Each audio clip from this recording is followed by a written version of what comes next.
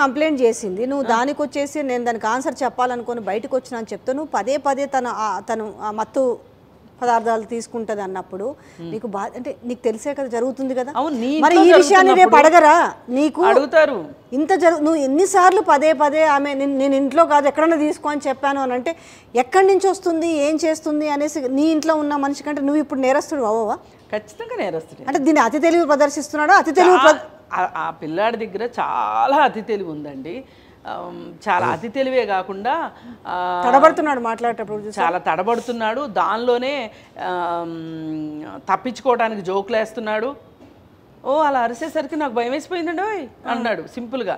అంటే అక్కడున్న సీరియస్నెస్ ఏంటి? నువ్వు అక్కడ కూడా జోకులు వేస్తావా? నీ జీవితమే ఒక జోక్ అయిపోయింది ఇప్పుడు.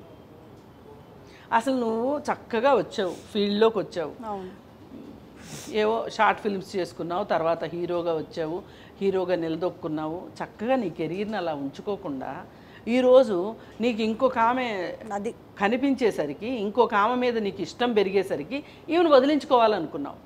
ఈ ఆడవాళ్ళు కూడా ఎట్లుంటారంటే వీళ్ళంత తర్కం లేని వాళ్ళు ఎక్కడా ఉండరేమో అనిపించేటట్లు కళ్ళు మూసుకుపోతాయి. మనం ఏ ప్రాతిపదిక మీద కలిసి ఉంటున్నాము, అసలు ఈ మనిషి ఏంటి, ఎలాంటోడు, ఇది కాసేపు పక్కన పెట్టేసి ఏదన్నా ఇబ్బందులు రాగానే అసలు వీడిలో మార్పు వచ్చిందని చూసుకోరు వీళ్ళు. ఇంకెవరి వల్ల వీళ్ళలో మార్పు వచ్చింది అనుకుంటారు, వేరెవరినో దీనికి బాధ్యులను చేస్తారు. కానీ అసలు ఇక్కడనే కదా అసలు మన బంగారం మంచిదైతే అంతే కదా. అయినా ఒకటి మేడం, 11 సంవత్సరాలు 12 సంవత్సరాలు ఎందుకు లివింగ్ రిలేషను? పెళ్లి చేసుకుంటేనే ఈరోజు నరేష్ లాంటి అంటే ప్రతిసారి కేసుకు మనకు నరేష్ వస్తున్నాడు. అంటే ఎటు చుట్టూ తిరిగినా వద్దనుకున్నా కూడా మనల్ని వదలట్లేదు పాపం. ఇప్పుడు పెళ్లి చేసుకొని ఒక కొడుకున్న ఆమెనే నానా తిప్పలు పెట్టి నానా ఇది చేసి ఒక క్యారెక్టర్ అసాసినేట్ చేసేసి ఆయన ఎవరితో పోయి ఆమెకు ఒక నిల్వ నీళ్ళు లేకుండా గూడు లేకుండా ఆమె నానా ఇబ్బందులు పడుతున్న పరిస్థితి చూస్తున్నాము. చేసుకున్న దానికి దిక్కులేదు. అంటే ఇంత మనం ఒక చాలా స్ట్రైట్ ఫార్వర్డ్గా మాట్లాడాలంటే ఇక అట్లాంటిది ఇది ఇప్పుడు ఎట్లుందనంటే ఇంక ఒక భాషలో మనం అనకూడదు కానీ ఒక ఉంచుకున్న ఒక కీప్ లాగా చూసినట్టే కదా. 12 ఏళ్ల పాటు ఇది చేసి ఈరోజు నాకు వద్దు అన్నాడన్న అంత ఈజీగా ఆమె మీద అన్ని క్యారెక్టర్ ఆమె మంచిది కాదు, డ్రగ్స్ తీసుకుంటుంది, బ్యాడ్ స్నేహితులు, నేను అవన్నీ వద్దని చెప్పినా వినలేదనుకుంటూ ఈరోజు ఆమె కంప్లైంట్ చేస్తే తప్ప నీకు ఆమె మీద గుర్తు రాలేదా? అసలు కాదండి. ఆమె మొన్న డ్రగ్స్ ఇష్యూ వచ్చినప్పుడు కూడా రాజ్ తరుణ్ ఫ్రెండ్గానే చూశారు మీడియా మొత్తం. నాకు ఎప్పుడో ఫ్రెండు, ఇప్పుడు ఫ్రెండ్ కాదు అనడం కరెక్ట్ కాదు. అసలు రాజ్ తరుణ్ చాలా కన్వీనియంట్గా నేను తెలివైనోడిని అనుకుంటున్నాడు, తెలివైనతనంగా మాట్లాడుతున్నాను అనుకుంటున్నాడు. అది కుదరదు. ఎందుకంటే చట్టాలు ఉన్నాయి మనకి. ఇప్పుడు ఏ కేసు అయినా చట్టం దగ్గర న్యాయం దగ్గర కాదు మేడం. ఇప్పుడు ఇరికించాలనుకుంటే మేమిద్దరం కలిసి రాజ్ తరుణ్నే చేపించాడని గట్టిగా చెప్తే ఉంది, మళ్ళీ ముందుకు రాదు. ఇప్పుడు అదేదో జరుగుతుందండి. అదే లేదు ఇప్పుడు ఆ ధైర్యంతో వచ్చే అమ్మాయి కూడా పెట్టింది. దీని వెనకాల ఏమనిపిస్తుంది తెలుసా? ఈ అమ్మాయిని పెట్టుకొని బిజినెస్ చేశారా, డ్రగ్స్ బిజినెస్ అంటే తీగలాగితే డొంక గదిలినట్టుగా పదే నేను ఆ మాట పలకడం వల్ల అతనే పలికాడు. అవును, ఆ పలకడం వెనకాల అసలు చాలా కథ ఉంది అనిపిస్తుంది.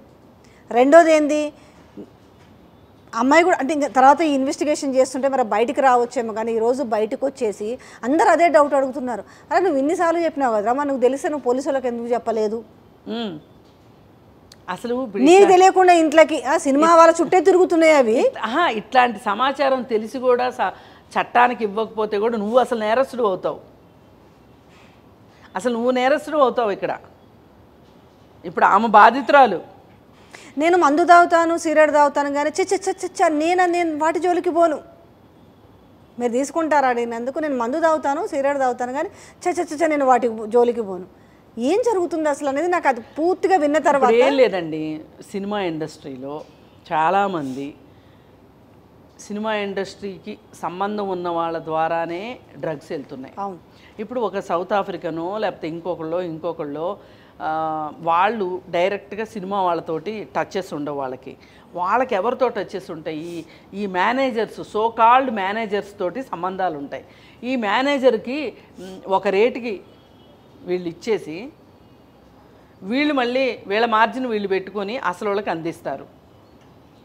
అసలు పెడ్లర్స్ ఎవరు అంటే ఆ సౌత్ ఆఫ్రికా వాళ్ళు కాదు పెడ్లర్స్, మేనేజర్లే ఉంటారు. మేనేజర్లే పెడ్లర్స్.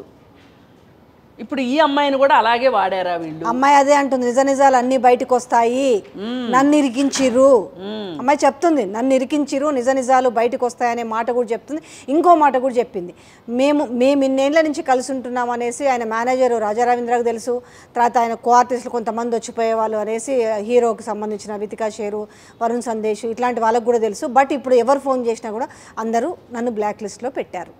అవును, దానికి రాస్తారు నేను చెప్తున్నాడు, అందరికీ ఫోనులు చేసి నా గురించి చెడ్డగా మాట్లాడింది, నన్ను బదనాం చేసింది అన్నట్టు మాట్లాడుతున్నాడు, అందరితోనూ మాట్లాడుతుంది అని చెప్తున్నాడు. అసలు ఇక్కడ దాకా ఎందుకు తెచ్చుకున్నారు మీ ఇద్దరు? దీనిలో ఆ అమ్మాయి ఒక్కటే తెచ్చుకుంది అని అన్నాను, ఇద్దరూ కారణమే. ఒక అమ్మాయి సహజీవనానికి ఒప్పుకుంది, పోనీ ఆ అమ్మాయిదే తప్పు అనుకుందాం, సహజీవనానికి ఎందుకు ఒప్పుకుంది అని అనుకుందాం. మరి నీ బుద్ధి ఏమైంది? సరే అతను సహజీవనం అంటున్నాడు, నీ బుద్ధి ఏమైంది? ఇప్పుడు వీళ్ళకి ఎలా ఉంటుంది అంటే, మహానుభావులకి సహజీవనానికి ఒప్పుకున్న అమ్మాయి వచ్చి నాతో ఉంటుంది కాబట్టి ఆ అమ్మాయిని ఏ రోజైనా నేను వదులుచుకోగలను. ఈ క్యారెక్టర్ గురించి క్యారెక్టర్ అసాసినేషన్ చేయటానికి వాళ్ళకున్న ఆయుధం ఏంటి అంటే, నాతో పెళ్ళికి ముందు ఉండటానికి వచ్చింది కదా, ఇలా వచ్చిన అమ్మాయి మంచి అమ్మాయి ఎలా అవుతుంది? నాకు మళ్ళీ నేను పెళ్లి చేసుకోవాలంటే నాకు ఫ్రెష్గా కన్యే కావాలి.